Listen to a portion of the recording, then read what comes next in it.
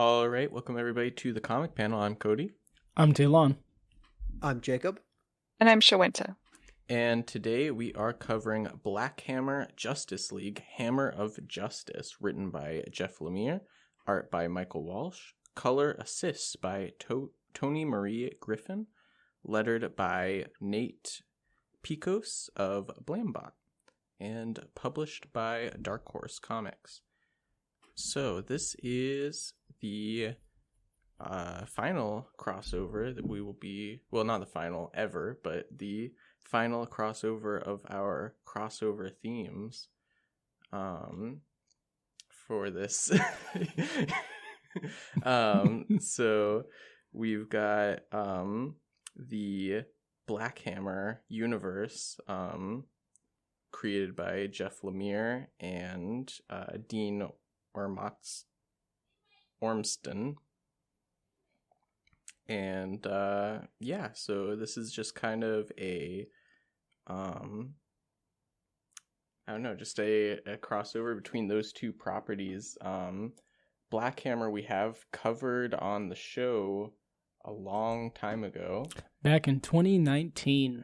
Yeah. And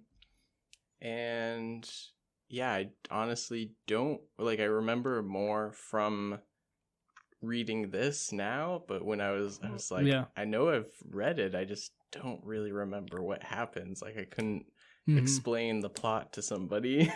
I just remember our reaction to it. And that was that we were like, this didn't really work. Like, they did not do enough to set up the characters for us to care enough. Interesting. Okay. Yeah, I think after this, I guess I'm getting ahead of myself. Never mind. I'll get there later. But yeah, that's interesting to me. So yeah, Black Hammer, the series itself, published by Dark Horse. It was originally published in July of 2016. And yeah, it kind of revolves around 6 superheroes. They are in a big, climactic battle against Anti-God, obviously a villain.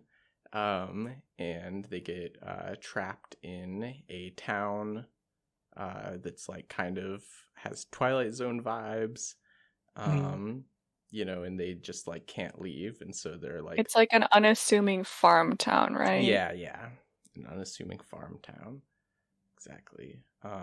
And they're there for 10 years, and they kind of, some of them are like have adapted to their life there a little bit more, and they're like, yeah, I'm pretty committed to trying to get back to my old life, but also nothing's really worked out. So, and other ones are like, I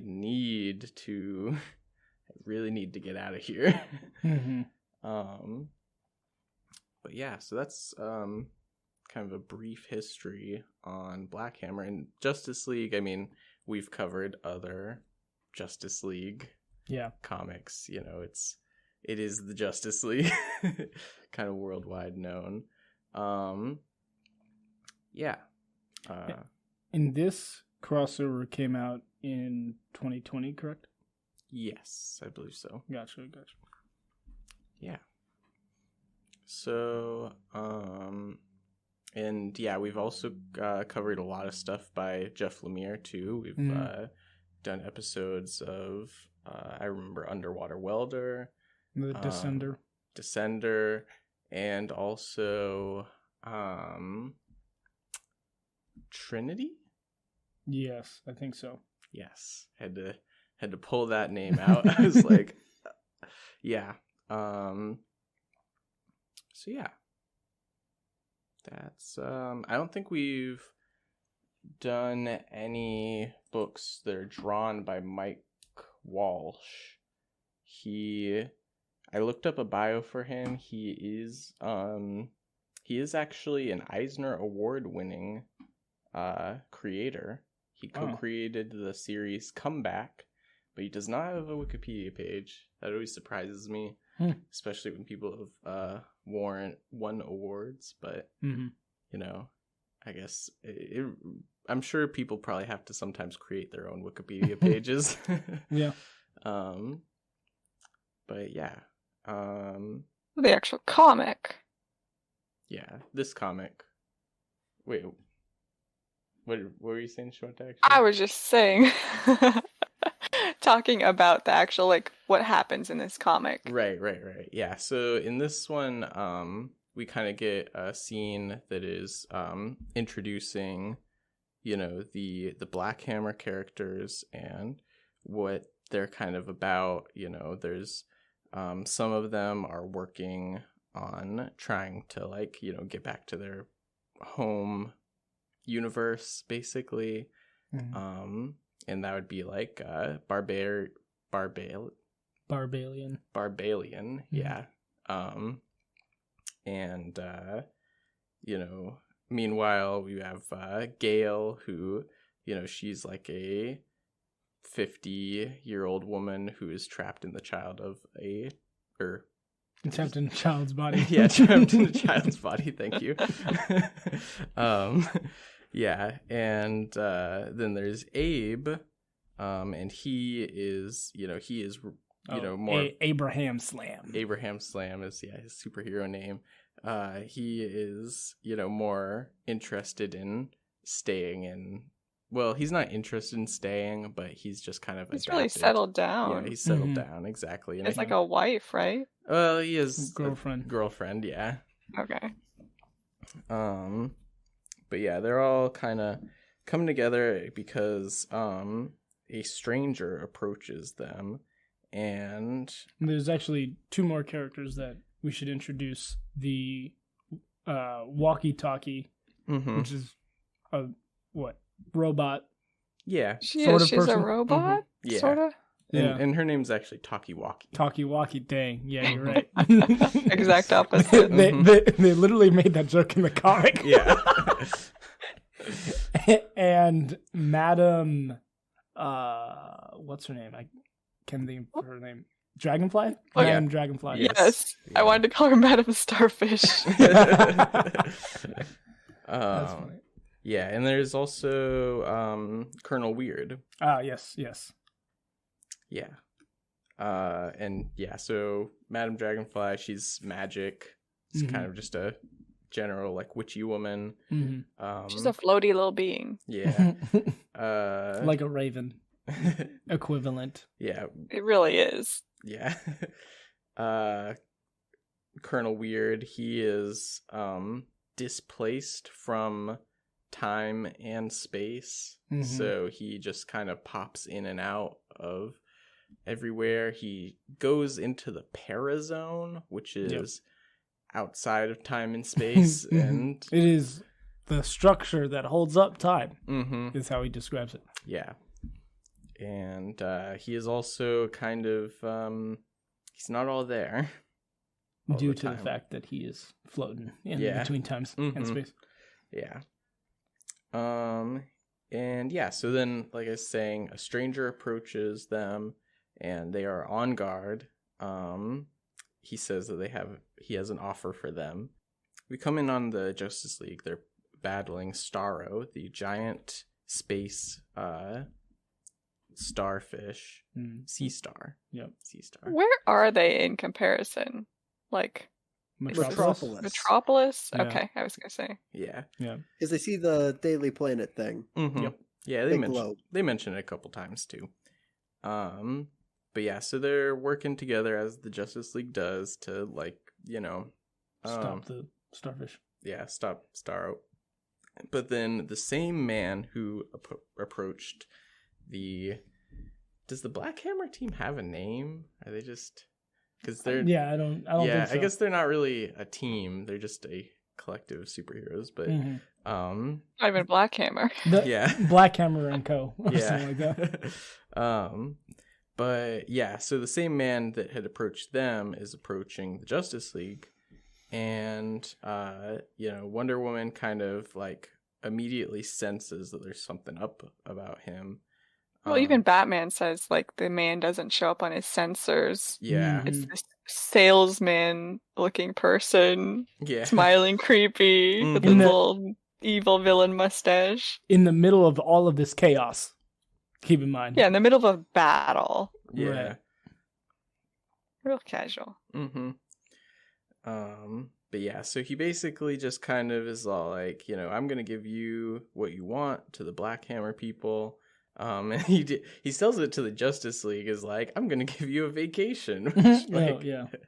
And he switches, or switches them, their spaces. So now the Black Hammer people are in Metropolis, and the Justice League are in the Oh man, they actually gave it a name. Yeah, they gave it a name. I can't remember. Yeah, I don't remember either. But not important. The farm town. Yeah. Something. Oh, Rockwood. Rockwood. That's what it's called. But yeah, so then we kind of see now, not only has the Justice League been transported to Rockwood, but they also think that they've been there for 10 years. Mm-hmm. I mean, Wonder Woman being like, I've been a teacher for 4th graders. Yeah. So this was something that maybe wasn't clear to me. Are the people who aren't the Justice League in that small town, are they real? I believe so. Yeah, I mean, it's not, so you'd have to read more of Black Hammer to know more about like what the deal with Rockwood is exactly, but I think the understanding is that they are supposed to be real, or at least treated as real. Mm-hmm. They have thoughts and feelings and stuff. They're not just I kind of thought of it, I think I thought of it at the time that it was similar to Once Upon a Time. Right. Yeah, just kind of the TV show Once Upon a Time. Yeah. Like, I mean, except for they aren't, the people in the town aren't also trapped, I think. Yeah. Probably. But at least they'd have no reason to try and leave, I guess. Yeah. Why would you ever leave a small town? Yeah, and so Bruce Wayne, he goes out, he can't help but patrol the town. He falls back into his old thing. Yeah, but the police versus Superman, right? Who's like, I'm a farmer now again. Mm-hmm. I mean, yeah, but he's also like, he's a little hurt when Bruce is all like, you've given up, when he's all like, I haven't given up, I still love Lois, Mm-hmm. But yeah, meanwhile, back in Metropolis, Starro is still there attacking, so the Black Hammer heroes, they're like, okay, well, we haven't done this in 10 years, but we still gotta, like, figure this out. Except for they are definitely, on top of being out of practice, they don't know Starro, like the Justice League knows Starro, so they're like, I don't know what to do with this thing. But then before they can even really finish defeating it, the other members of the Justice League show up: Hawkgirl, Martian Manhunter, and Aquaman. And they basically immediately know that somehow they're involved with the disappearance of the other members of the Justice League. Then we get Colonel Weird, because he's weird, has popped up in space instead of with his other friends in Metropolis. Yeah. And the Green Lantern Corps have noticed him, and they are suspicious of him. Yeah, actually, they put him under arrest. I can't quite remember what. Actually, yeah, he's already in the know about the Justice League vanishing and has connected him to that. But then Colonel Weird, he teleports himself to the Bizarro world. Yeah. Where there is Bizarro versions of his friends. Somehow. Yeah. Hanging out with Bizarro. Yeah. Yeah. But then Green Lantern finds him again, and they kind of talk, and Colonel Weird is like, hey, we should just go, and I can explain things better in the Parazone. And we can look for the guy who who did this. Yeah. The actual culprit. Mm-hmm. Yep. We can get some kind of identity of his face or something. Yeah. Meanwhile, Cyborg is kind of brooding because like he can't go outside. He's not able to, because he doesn't look like a person. Yeah, he can't hide his appearance. He can't blend it. Yeah. He's not like Barbalian, mm-hmm. who can shapeshift. Yeah. We also learned that Flash died because that is one of the consequences of trying to escape Rockwell, is that if you go past the city limits, you die. Yeah, get disintegrated. Which they found out previously with Black Hammer. Yes. And then, of course, being this case, Flash. Mm-hmm. Yeah. Yeah. And then, the remaining members of the Justice League that are still in, the normal DC universe, they attempt to, interrogate the other heroes from Black Hammer. They're like, trying to figure out like what's going on. And nobody's like, they're just not buying their story, basically. And so, especially because they don't really have a lot of details. They're like, I don't know what happened, really. Gail is getting fed up, though. She's all like, I'm just gonna leave, you can't stop me. So she just like kind of escapes. She has superpowers. They're not holding them in a super prison, Yeah. So she just flies off. The thing with Gale too is like, she has the opposite effect that Shazam does, where she's a older woman, and when she says the magic word, she turns into a child. Mm-hmm. And so she's trapped in her child form, which has all the powers. Yeah. But also none of the perks of being an adult. Mm-hmm. So. Yeah. Yeah, and then back on the Rockwell farm, Bruce is trying to work on a interdimensional transporter kind of thing, but Cyborg comes and visits him and is like, it's not going to work, you won't be able to put enough power through the circuits. But then they find in a box a broken talkie-walkie, the robot, and Cyborg is able to use his powers to basically start to fix talkie-walkie. Yeah. Yeah, and then Colonel Weird, continues to kind of explain to Green Lantern, what has taken place, that the Justice League are trapped in Rockwell.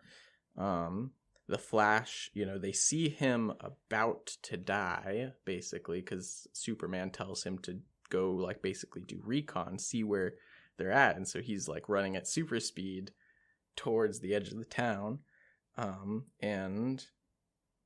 Colonel Weird is like, well, he's about to die, but that's just the way things are. I can't change what happens. I can just see everything that happens.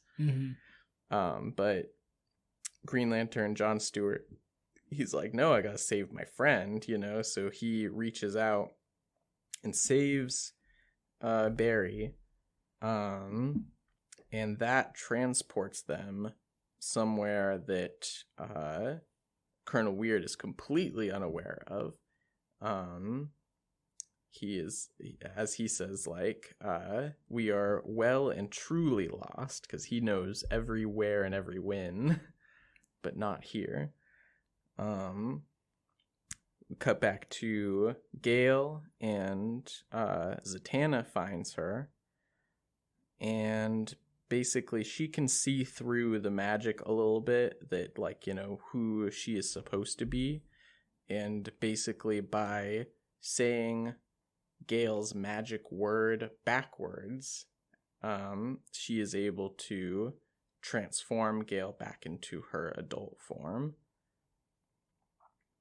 which she is very thankful for. Mm-hmm. Yeah, meanwhile, the rest of the Black Hammer heroes kind of decide, they're like, well, yeah, this isn't really working out for us, so they do go ahead and just kind of escape from the Hall of Justice. But it doesn't take long for the other Justice Leaguers to, catch up with them. But they do catch up with Gale first. But before the Justice Leaguers can really get them, the Spectre shows up. Mm-hmm. Add one more to the party. Yeah. And he's like, well, yeah, basically he chastises Zatanna because she's conjured magic that is not from this universe. Mm-hmm. And it could destroy the entire universe. So, basically Gale has to die. And so it leads to a big fight between everybody, basically. Then we cut back to the Justice League and Talkie-Walkie. They are, figuring out basically that, like, Talkie-Walkie's like, no, you haven't been here for 10 years. It's my friends who've been here for 10 years. Like, this story isn't really matching up. And so, yeah, they go downstairs to the basement where their costumes are. They find the other heroes' costumes. Wonder Woman gets out her lasso of truth, and they find out, basically, like, yeah, it's only been 2 days. That's the truth of the matter. Then, back with Flash, Green Lantern, and Colonel Weird, they get eaten by a giant interdimensional whale. Mm-hmm. And inside there it's like a mansion. Mm-hmm. Yeah. But there they find the man who had caused all of this. And it turns out that it's Mr. Mxyzptlk. Mm-hmm. In disguise. In disguise, yes. Yep. In disguise. The fifth dimensional being. Yes.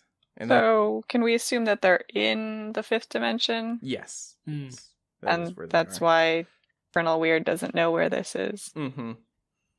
Yeah, and he kind of says, he's like, oh, now I can see you now that I've shifted my vision to see, like, in 5 dimensions.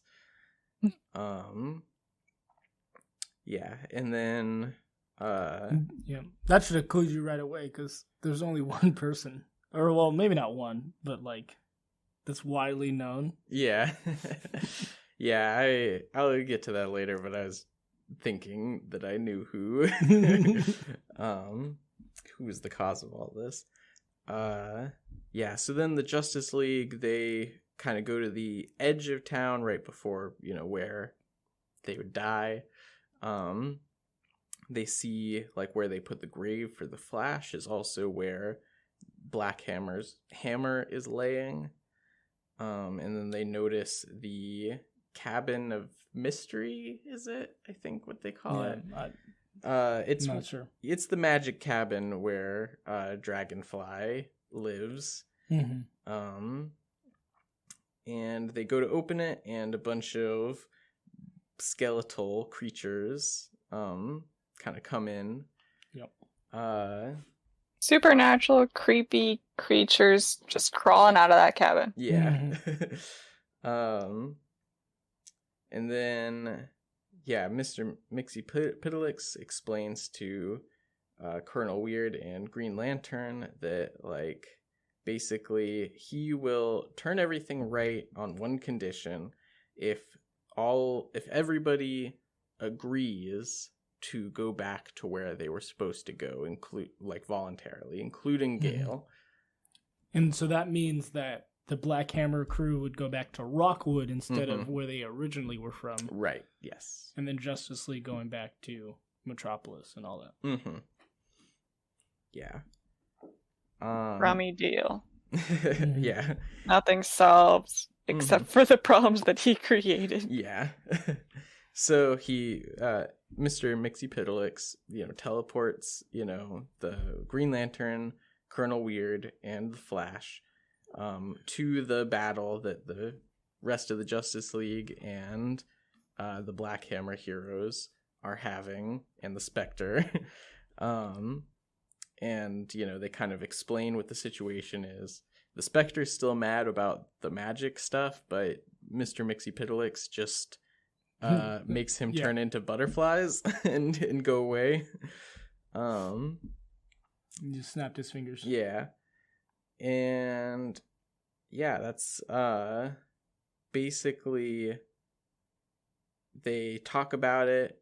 They finally Gale is like, at first she's like, no, there's no way, I'm not going back there. But eventually she agrees. She turns just back. Just to spite Mr. Yeah, just to spite him. She's all like, you thought you knew me, like. Yeah. But in the end, we're all heroes. Mm-hmm. Yeah, and so Mr. Mxyzptlk sends the Black Hammer heroes back to Rockwell. Flash is also like, you should send me back there too, Mm-hmm. So they all work together to fight back the horrors that have come out of the cabin and started wreaking havoc on Rockwell. Except for Dragonfly, who's all like, I'm just gonna sit this out. Talks to Mr. Mxyzptlk, and then she's like, yeah, I can just clean all of this up. Like, this is my magic anyway. Which just means that they just tripped her like house alarm, right? Yeah, exactly. It's like, yeah. That's a good way of looking at it. Yeah. So yeah, then they go back to the farmhouse and share dinner together, because there's a doorway back to the DC universe for all of the Justice Leaguers anyway, and staying open, so they have time to just hang out. And then back in the Parazone, though, it turns out that the whole plan of Mr. Mxyzptlk was to get access to the Parazone, because now he can go any place and any time, just like Colonel Weird, in any dimension. Which, could he not do that before?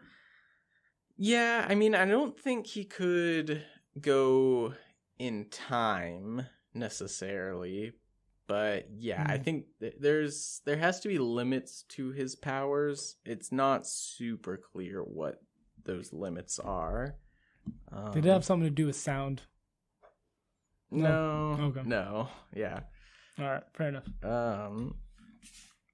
But yeah, so that was like definitely a cliffhanger ending, though, where it's like, ooh, he will still be a problem for all involved in the future.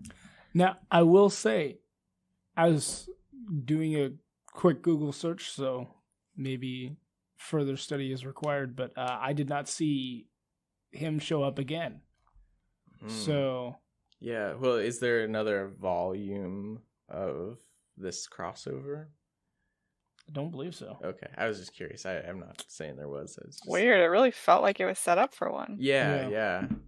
I mean, this came out, we said, in 2020, so it's been 3 years. That's a little bit of a long time. You had your time. Yeah. Yeah, I like that they describe him, Mxyzptlk, as an imp. He's an imp from the fifth dimension. He really is, though. Yeah, that's what he is. Fifth dimensional imp. But yeah, so not even on. Okay, no volume 2 yet. I suppose that was just like, hey, if this sells well, maybe maybe we'll keep doing it. But yeah, so that was kind of what happens. What did everybody think of it? In terms of, I thought it really was just setting up for another volume, so I was like, oh, I guess it continues. Yeah. Well, I guess that means I feel unfulfilled. Yeah, I was definitely underwhelmed when I finished it. Okay. It's the thing.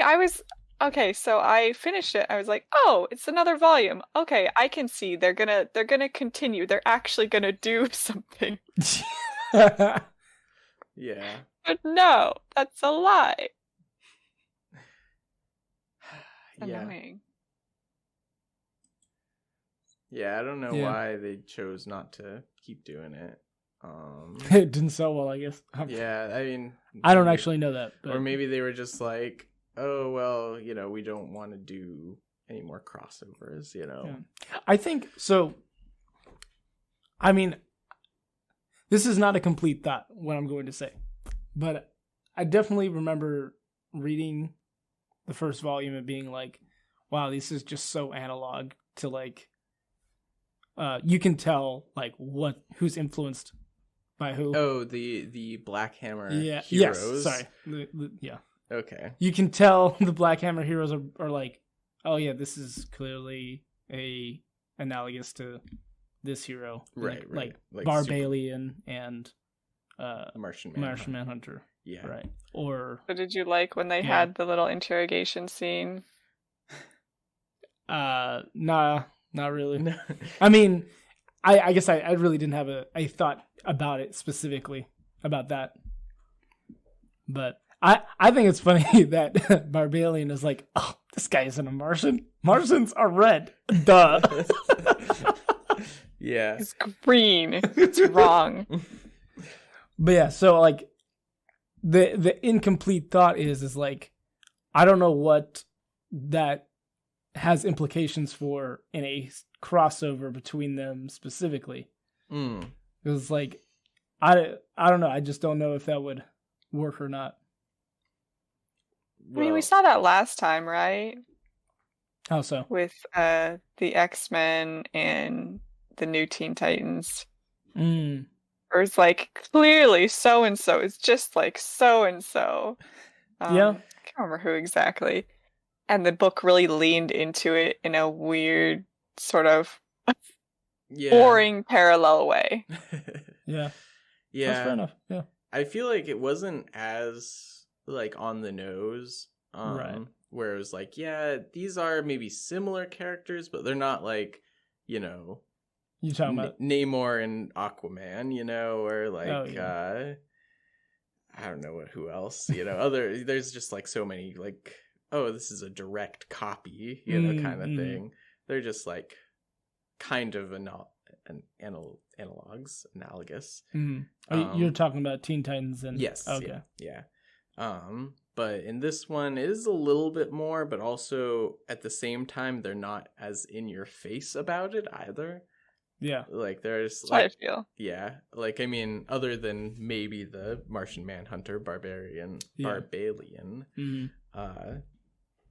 thing, and like kind of talkie-walkie and Cyborg, but again, it's like they ease off of it. Yeah, I will say, like, I don't think that Superman would act the same way as Abraham Slam.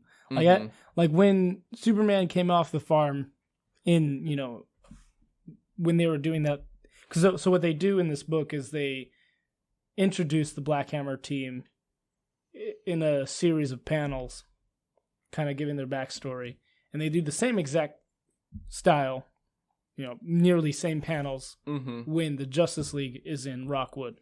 Right. It's less of their backstory and more the role that they're filling on this in this situation. Like, Abe is being the farmer, and he's like telling is it Barbalian to stop working on his tractor? And talkie-walkie. Yeah, and then like the other thing is being Superman going up to Batman being like, stop with the tractor, I need to do farming. Yeah. Well, but the issue I had with that is that I didn't think that Superman would act like that.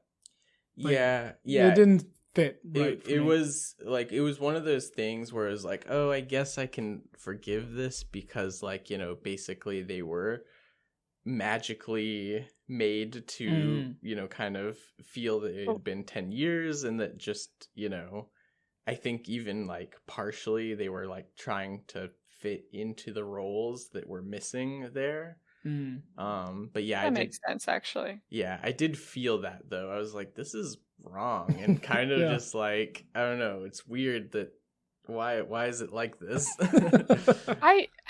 I mean, isn't that kind of the point then?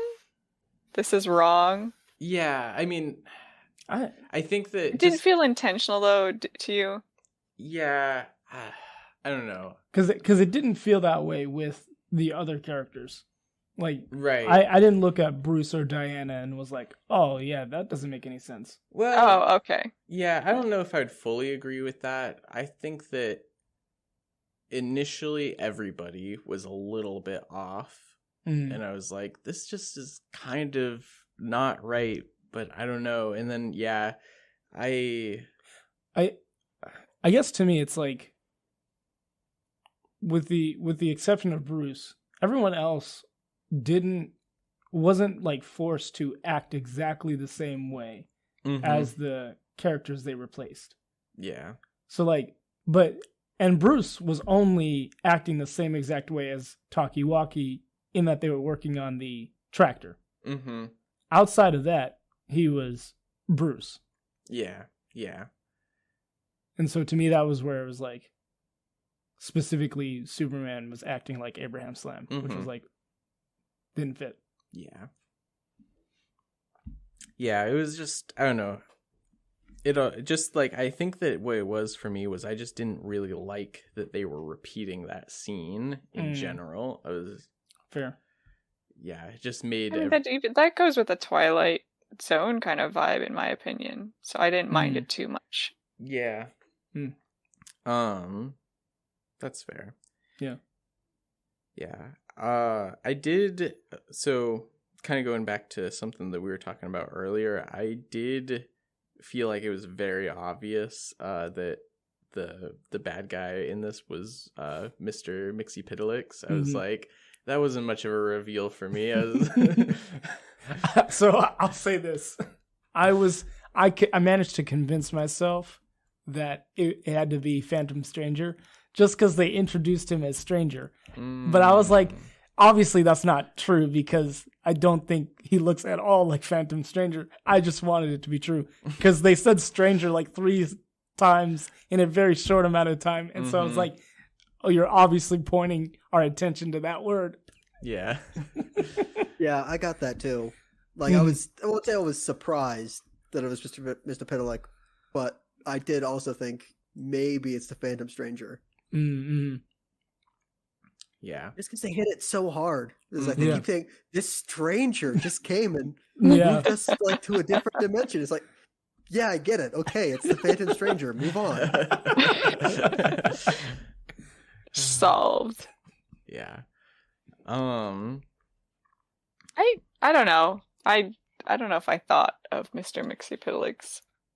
I think, I mean, it's the typical scenario of like devil in disguise, right? Stranger comes up, offers to buy your farm, kind of weird vibes all the time. Well, you know, they could have sold it better. You're like, genuinely, no, I genuinely want to give you an offer. He's like, I want to buy your farm, and they're like, it's not for sale. He's like, I insist. I'll transport you. Yeah.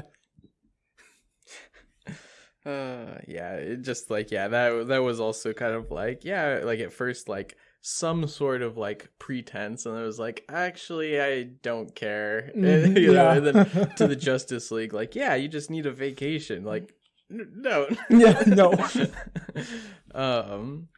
I will say, so in that scene where he goes to the Justice League, I thought it made no sense that Batman would swoop down from the bat plane to the ground to meet up with the rest of the team. That to me was like, no. He would stay up in the plane. What reason does he have to go it's down? It's only respectful to get out of your plane in the middle of a fight. At least have the plane crash or something. No. It's a hover. You're right, Talon. They should have had Batman's plane crash. He has to like stagger out of the wreckage. Just crash it into Starro. Oh yeah. I think they should have Batman crash his stuff all the time. That should just become a character trait. I don't know if I'd go that far. But you go halfway. Yeah. Should have crashed. Mm-hmm. Yeah, I don't know. I do think maybe overall just like I liked the comic more than when we initially read the first issue. Oh. Mm-hmm. Yeah. I wonder if it's time passing because I was like, okay, I get it. This is her problem. This is their problem. It's switched now. Mm-hmm. Gotcha. I'll say the payoff was not worth it. Mm-hmm. Yeah. Yeah, so that is one thing I think so overall I had a good time reading this, especially like, if we are to compare it to other similar crossovers, like we mentioned already, the Uncanny X-Men meet the New Teen Titans. It's like, for one thing, this has more space to work with, versus like a 3-issue. It wasn't even really 3 issues. It was the size of 3 issues. Yeah. In one comic. Versus this, I think like 5 issues. Yeah, that's 5 issues. So, but yeah, it just, there was more development of character, I feel like, and obviously like this is not in canon for either universe. I don't think they'll. That's a bummer. I mean, maybe it is. I don't know, but I doubt it. Yeah, no, that makes sense. Yeah. But still, like, despite that, we get like, some introspection of everybody and how they're feeling, and it feels like it matters. Characters have relationships to each other that are explored. It's not all just references to each other's series. Yeah. This is a different crossover, but that's exactly how I would describe the Ruby X Justice League. Specifically the movie. The animated movie. Yeah. Are you saying it's bad? It's just all references? No, I'm saying like it's like references like to the characters, like they develop their relationship, like we get a sense of their internal struggle, like that, those kind of things. Okay, so that that makes a good crossover. Yeah. Nice. Okay. Yeah. One thing that I feel like this does, like, so I mean, I kind of feel this way a little bit with all of the crossovers we've covered, and maybe this is just something that crossovers have in general that with until I looked at them a little bit critically, I'm like, oh, it's a little contrived. Yeah. Which is like, yeah, so it was the X-Men Teen Titans, so it was Batman 66 and Archie, and yep. I don't remember what else we read. No, it's just something that wouldn't happen naturally, and that's why it's like special crossover issue, right? Yeah. Like Batman swooping down from his plane. Bothers you so much. Or did he just plant his plane somewhere? Yeah, I'm sure it's still hovering. It's hovering. That's a thing that the bat plane can do. I don't know why that bothers you. Because why would he leave the plane? Because there's a strange man that is obviously a threat to the Justice League. I don't know, man. High ground. Tactical awareness. I agree with Talon that you shouldn't get out of your plane if you're a soft, squishy Batman compared to like Superman. Then he would never get out of his plane. He'd just always be in his plane. I do think he should always be in his plane as a coping mechanism. I will say I can see where you're coming from with the idea of like he's joining his team. So I can see. He's so weak. You just think that Batman should be Iron Man. I don't think I've ever said that in my life. I don't know. I was really responding to Shawetta. Being always in his play. And I'm like, you might as well just have an Iron Man suit then. Oh, okay. Fair enough. Yeah, but I mean, also there's some things that I'm like, not only is it a little contrived, but also like there's extra, like I guess it's contrived and it's also a little bit indulgent too, because like Bizarro doesn't really need to show up, and I love Bizarro. Bizarro's one of my favorite that characters. part I was really confused about. Yeah. Yeah. Why? Because it's fun and silly, but I guess if I you can were see important enough, you get a Bizarro version of yourself as soon as you pop up into the universe. Yeah. I do love. I don't think I've ever read Bizarro in a comic, and so I never. I don't. Yeah, I'm pretty sure. I mean, you weren't there for the Superman Red and Blue when we covered that, but no. I So many Bizarros. I feel like we must have. But anyway, go on. So just seeing Bizarro portrayed as like saying everything backwards is just really funny to me. Yeah. Or saying everything the opposite. Yeah, opposite. Yeah. Of what is meant. Mm-hmm. Yeah. Bizarro not confused at all. Yeah. That seemed particularly indulgent though, and then also the Spectre, like, you know, we kind of like even made mention. It's like he doesn't matter, like he just kind of takes up time, you know, like in the story. That's true. Like he's like, this will destroy the universe because of this bad magic for some reason, and then the Mr. Mxyzptlk is like, goodbye. I'm like, you seem a little too powerful also, Mr. Mxyzptlk. Like, I'm pretty sure the Spectre is supposed to be one of the most powerful beings in the DC universe, and you just are like, butterflies now. There's literally a line, isn't it, where they're like, don't upset Mr. Mxyzptlk, he could make us just disappear out of existence. Yeah, and I was like, how do you fight that then? Yeah. Maybe that's part of the problem I have, where it's like the reason for the crossover isn't like something they can fight. It's just stuff happening to them. Just fate that they're subjected to. Yeah.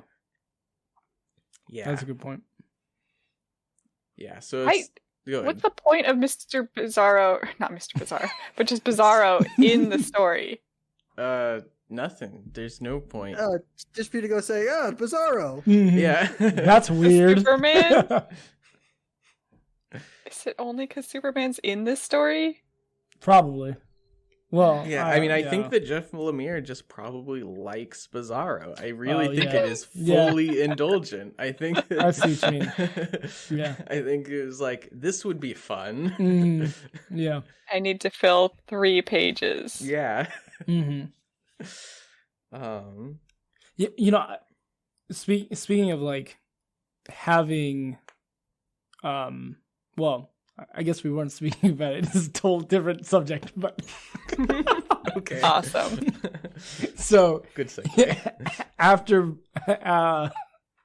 Colonel Weird is in Bizarro World, Green Lantern meets up with him, and oh my gosh, he takes him somewhere. To the Parazone. Parazone. Yeah. Wow. Oh my gosh, I'm blinking. I totally forgot what I was gonna say. Okay. What about the Parazone? They see. Oh, okay. Right. Okay. Yes, okay. I remember now. So they go to save the Flash, who's about to run off the into a wall. Yeah. And so what's weird to me is that they did that because I wonder if that's what happened to Black Hammer, and he's just out in space somewhere, and he's not actually dead. Yeah, that was also... It doesn't solve it. It doesn't solve anything. Yeah. Well, it would in terms of Black Hammer, like their main story. Right. I know, but the book doesn't actually give an answer to that. And that's what annoys the heck out of me. Yeah. That's fair. And also on top of that, like Colonel Weird is like, you can't change things, but then that isn't also like he does change stuff. Right. He does change things, and that nobody's like, wait a second, if we can change things, they're like, guess that's how it is. Mm-hmm. Yeah. Yeah. Like there's no consequence either, like, Right. Yeah. There's no reaction, yeah. Yeah. They're just like, wow, thank goodness the Flash is not dead. Mm-hmm. Mm-hmm. Yeah. Yeah, that's just interesting. Yeah. It's just, very, like, not totally thought through, I guess, Mm-hmm. Yeah. No follow through in But general. hey, yeah. If it's true that there is no implication in either of their series, then it doesn't need to, like, be thought through. Right. Well, I mean, still though, it should be. Okay. Here's what I think. Actually, I do think that Bizarro is probably like completely indulgent, but I think that Jeff Lemire probably intended to continue this into a second crossover, and I think that that's where like more of the Spectre would come in, and that's where maybe changing things in the Parazone might come in. But we don't get that. There isn't a sequel to this. So it's just kind of like, but also, I don't know that for sure because again, there's no sequel. Yeah. I can't say that that's what the intention was. And there's also a possibility that it does have implications, at least for Black Hammer, but we wouldn't know because we haven't read We'll never story know. after this. Yeah. Yeah. It'd be like volume 3 or 4, right? Yeah, and it is very unclear if it's like this. I really can't imagine them being like, we did just team up with the Justice League, in their main series. So the fact that they wouldn't have implications in either of their series makes the ending even worse because the Justice League told the Black Hammer people, we will do everything in our power, or well, they probably didn't say it that way. We will try to get you out of here. Yeah. And that's like Reed Richards promising Ben Grimm that he's not going to do the thing for the rest of his life. It's like he promises that, but it's not true. Yeah. This is also because Reed sucks. Yeah. But the Justice League don't. Like, what are you doing? Yeah. Broken promises, Superman. Yeah. If he did intend to continue it in another crossover, I can see them saying that and having it make sense. Mm-hmm. Yeah, second book, they try to help them. They go, sorry, it's going to ruin the universe if you get out of here. Okay. Bye. So actually in the Wikipedia page for Black Hammer in general, under crossovers, it says, in the initial announcement, Lemire assured readers he would keep Black Hammer character driven and free of unnecessary tie-ins and events. Hammer of Justice is not a throwaway imaginary story and will have lasting repercussions for future stories in continuity. Okay. As to the topic of future crossovers, Lemire said, if there is a very good story to be told, I'm open to it, but I doubt we will see many or any other crossovers in the future. This particular opportunity really worked and was a great once-in-a-lifetime chance to tell a really fun story. He has mentioned that artist Dean Ormston would like to do a Hellboy crossover if Mike Mignola was interested. That's interesting. a Hellboy Black Hammer crossover. Yeah, they'd fit together. That would be a pretty good one, I think. But yeah, so I guess apparently now we do have confirmation. It does fit into the Black Hammer world, the continuity. Yeah. I still don't think that. I mean, like, yes, I'm glad that it has implications, but I'm still like, owe them to me. It still doesn't sound like the Justice League were involved in the future implications. Right, so right, yeah. I do think it'd be a little kind of cheap if it was just because the Justice League that they're able to solve their problems. I don't know. Yeah, that's fair. I doubt that. I doubt it's that, much, but I'm sure that there's probably something where it's like, oh, this, I don't know, just reference to it happening, and like, it's probably more character driven stuff. It's like Gale being like, I was finally able to be myself, for a short amount of time, and I didn't like it. yeah, or something. Yeah, some reaction to that. Yeah. But yeah. So that's interesting though. I didn't know that. I fully thought it was going to be an imaginary story. Mm-hmm. But Mr. Mixie Pidlix is telling to himself. See, and I also at the ending of this, Mixie Pidlix is like, thanks for opening your world to me. Yeah. Things are never going to be the same. Right. And it's like, is he going to show up again? Right. Yeah. Yeah. That is one thing where it's like, Jeff Lemire is like, this is like, not an imaginary story for Black Hammer, but like, does it have lasting consequences for the Justice League? Mm-hmm. I don't know. I don't even Probably know. Not. Yeah. Not.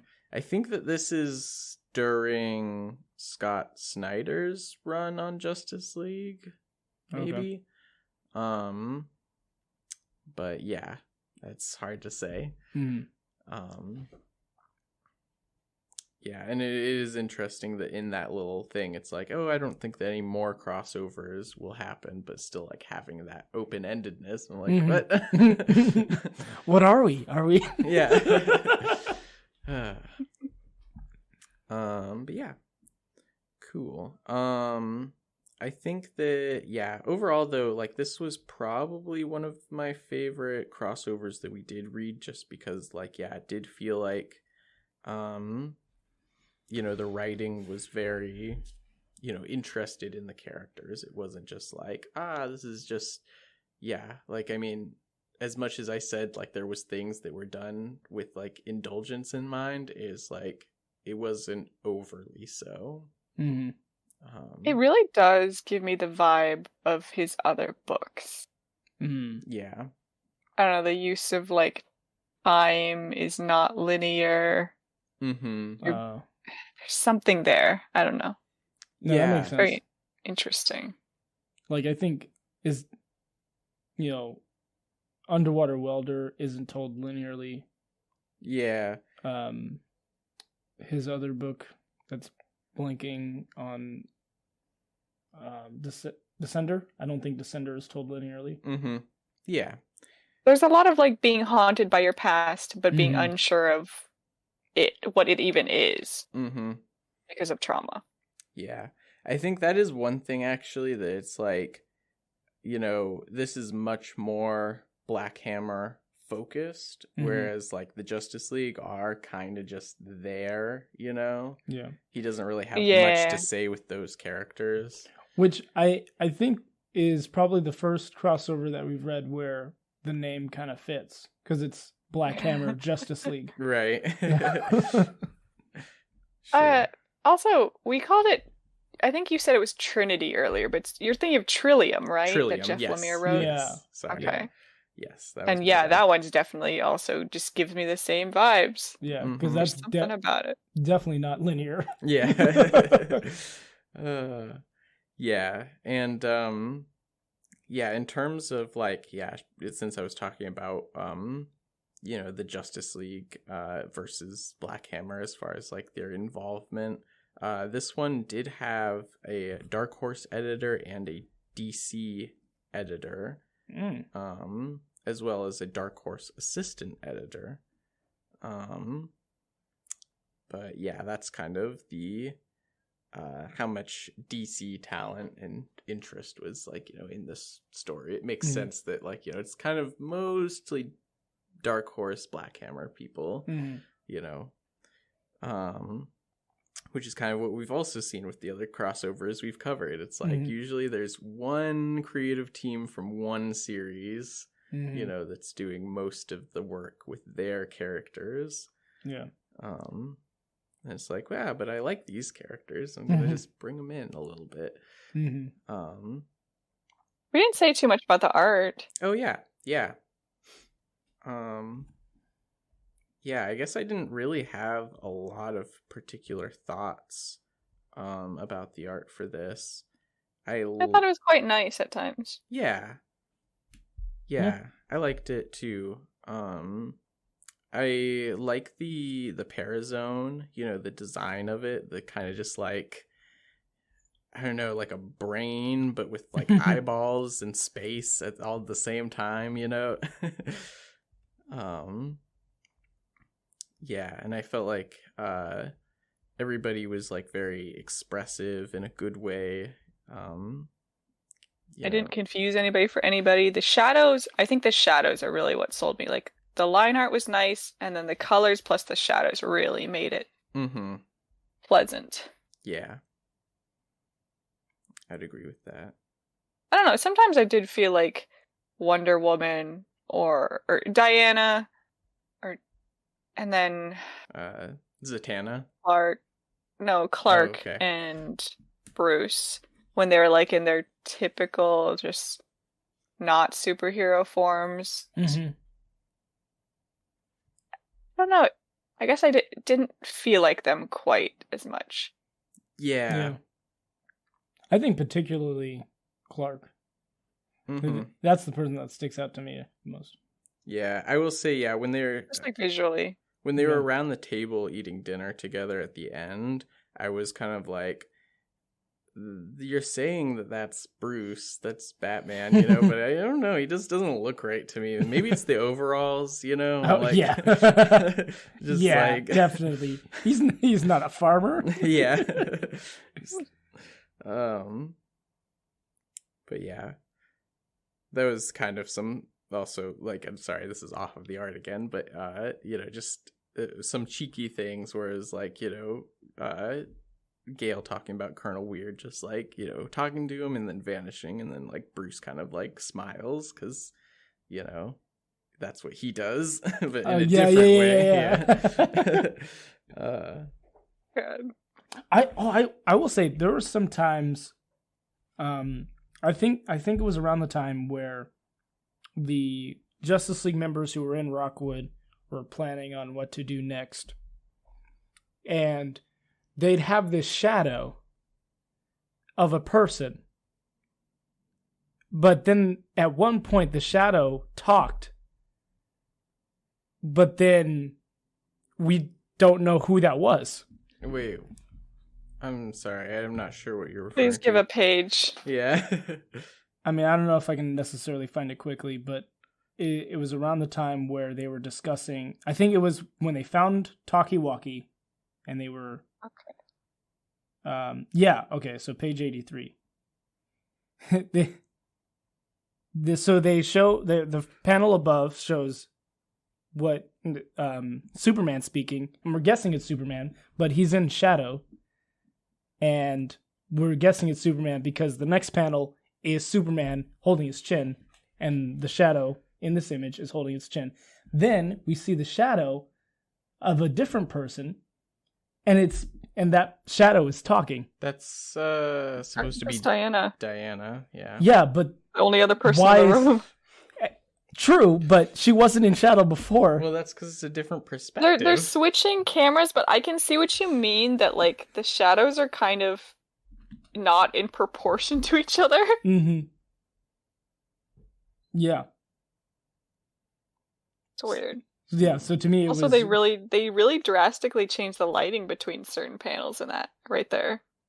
Yeah. Like, look at the color blue of his shirt in between those panels. That's definitely... Wait. Oh, wait, this is Bruce. I think that's Bruce talking. Yeah. This is... Okay, so... Oh, God. Wow, that's weird. I didn't notice that before. Yeah. So, Superman is wearing a very different shirt than the guy beforehand. Yeah. So there's... So that is Bruce, and then that's Superman. God. Yeah. I'm glad, actually, because, this was something that I kind of wanted to say, but then I was like, I don't know if that's, like, I didn't look back over the art and really like critically think about it, but yeah, I didn't really like Bruce's general design, and I felt like it was like, it's not that it's too close to Clark's design, but it is just like, it just looks off, and like maybe like his design would be more what I would expect for Clark. Mm-hmm. I don't know. So it's just like they just look too similar, which is like a common thing. It's like Superman and Batman, you know, like when they're Bruce Wayne and Clark Kent, you know, it's like, oh, they look alike sometimes, you know. Some artists are very good at making them I'll very say distinguished. Some people are really fun with how they distinguish them from each other. Mm-hmm. I don't think they should look that similar. No, I don't think so either, but I don't both have a stocky build like that. I don't know. Yeah. Getting too into it. Yeah, I didn't think the art was anything like spectacular. Like the Parazone or whatever, that was like kind of neatly designed, but nothing else really stuck out. I think the colors are really nice. Yeah. I guess. I'm with you, Jake. I don't have anything bad to say about the colors. Like, I don't think it should have been in black and white or something, but I don't know, it just didn't stick out to me. This whole book just didn't really stick out to me, I'll be honest. It's kind of boring. It really does feel like the lead up to something more important. So I was like forgiving it for a lot of its flaws because I was like, okay, it'll continue. And then I'll get the answers I want. Okay, I see. Yeah. It didn't do that. So I was definitely like, oh man, I'm expecting a lot from this book, and it did not deliver. And I was like, I'm very disappointed. Like, I don't think it tells a good enough story to be like a good read, irrespective of whether you like Black Hammer or Justice League. Yeah. Mm-hmm. But it's also not self-referential enough if you're a fan of those things. Mm-hmm. So I don't know like who this crossover is for. I see. Yeah. I mean, I'd say to me, it's like definitely I think there'd be 4 fans of Black Hammer. Mm-hmm. You know, I think that's what it really comes down to, is that this is maybe not essential for like getting the story, but it is like, okay, this is like, it's their story, you know? Mm-hmm. Yeah. I will say this though, like I think, you know, from what I remember of the first volume of Black Hammer, I think that this crossover did a better job of like showing the stakes for the specific Black Hammer people. You know? And so I think they did a better job of like nailing that. Yeah. Which, I mean, makes sense. You know, the series has been going on a little bit longer. Yeah. So, you know, there's just more time to be more, you know, knowledgeable about your own characters. And, you That's know. true. Yeah. Also, I was just going to say real quick, too, that one kind of art thing that I didn't really like was the page reveal of Mr. Mxyzptlk, you know, and there is a note in the edition that we read in there's like bonus features. Mike Walsh says that like originally in the script, it was going to be in an old candy store. And so they just kind of kept that detail in though, without really having a reason for it. Yeah, because it's like, I don't know much about Mxyzptlk, but I don't imagine him being like gross, like, or like living in squalor. Yeah, but that's what it looks like. Right. Yeah. I mean, know, they are inside like a weird space whale, though. I mean, shouldn't it be kind of gross? Yeah, but nowhere else is it gross. Nowhere else are they in a whale? No, they are in the mansion, which is inside the whale. Yeah. I don't have any opinion. It was just kind of random and uninteresting to me. Yeah. What they chose. I'll say, okay, I mean, just to wrap it up, like, if there was another book, I'd want to read it. But if there isn't, then what's the point of reading this? Yeah. I guess I need to know like how this, relates to the greater story of Black Hammer. If that is what, what Jeff Lemire promises, that this is going to have consequence and relevance to the larger story, then it's like, in what way? Is it just like, oh, just a little bit, just a tiny bit, it doesn't really matter though? Or is it like, no, a lot actually, like this is required reading, or on what end of that spectrum, you know? But I would say that's probably satisfying enough for me. If just like, oh, there is implications in the Black Hammer story, and seeing how this happened. Yeah, but we just want to know that things matter. Yeah, for sure. I will say that this did make me kind of want to go back to Black Hammer a little bit. I think, the first time that we read it, I was a little bit just, not keyed into it, but now I'm like, you know what? Yeah, these characters do seem interesting enough, I might be interested to go back to that series and check it out. Yeah. Who knows? We might go back and read it because Jake and Shawenta weren't there for that. That's true. Okay, this is a weird poll, but I think I saw it when I was browsing for the story. Is that weird Skeleton Boy comic in the Black Hammer universe? Yes, but they aren't in Rockwell. They are in Spiral City, where the Black Hammer people are from. Okay, because that's, to be fair, my only experience is reading that one issue of Skeleton Boy and then reading this crossover now. Mm-hmm. The Skeleton Boy stuff is still way more interesting to me. Okay. Fair enough.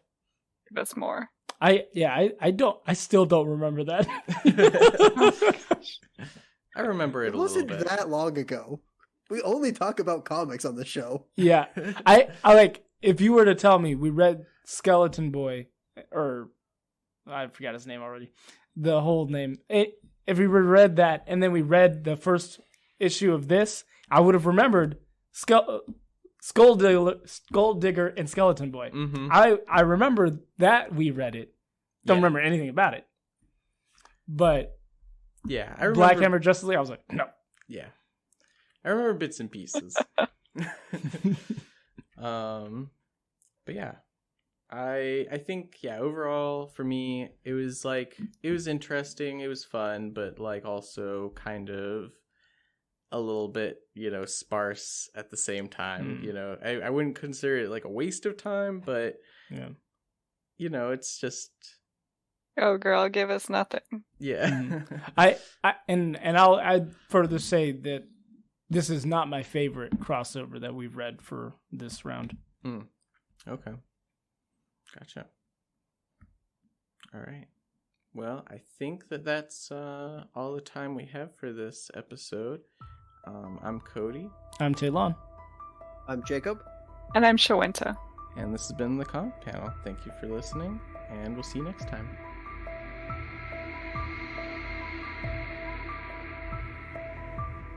Thank you for listening. If you like this episode, be sure to subscribe to our podcast on Apple Music, Spotify, or Podbean. You can support this podcast by sharing it with anyone you know and by rating and reviewing our podcast. You can also reach out to us with any thoughts you have on the things we talk about on Twitter at TheComicPanel1 and on Instagram and Facebook at TheComicPanel. We appreciate your feedback and look forward to sharing many more comic thoughts with you. Have a blessed day.